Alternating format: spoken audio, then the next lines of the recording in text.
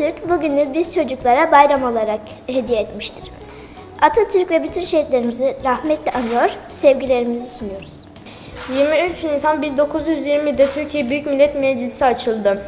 Atatürk millet ile ilgili meclisin alınmasını istedi. Atatürk 23 Nisan'ı bize çocuklara armağan olarak hediye etti. Çok teşekkür ederim.